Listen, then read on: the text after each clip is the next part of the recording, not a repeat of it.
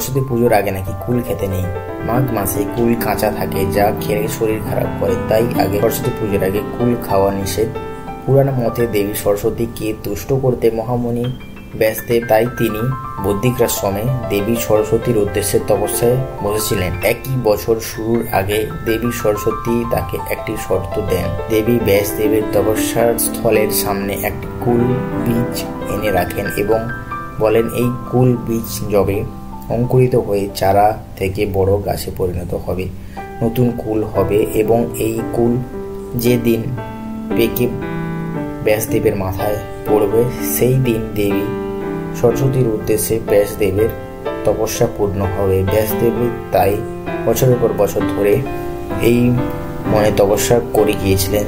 আর এইভাবেই একদিন ওই কুল বীজ অঙ্কুরিত হয়ে চারা থেকে বড় গাছে পরিণত হয় এবং তাতে কুল ধরে, যা বসন্ত পঞ্চমীর দিনে ব্যাসদেবের মাথায় এসে পড়ে এবং দেবী সরস্বতী তুষ্ট হন। দেবী সরস্বতীকে কুল ফল নিবেদন করেন এবং তবে থেকেই সরস্বতী পুজো বসন্ত পঞ্চমীতে হয়। তার কারণেই পুরাণ মতে আছে যে কেন সরস্বতী পুজোর আগে কুল খাওয়া নিষেধ। ভিডিওটি যদি ভালো লেগে থাকে ভিডিওকে অবশ্যই লাইক করতে ভুলবেন না, আর যদি আমার চ্যানেল নতুন হয়ে থাকেন তাহলে চ্যানেলটিকে সাবস্ক্রাইব করতে ভুলবেন না। চলুন দেখা হবে পরের ভিডিওতে।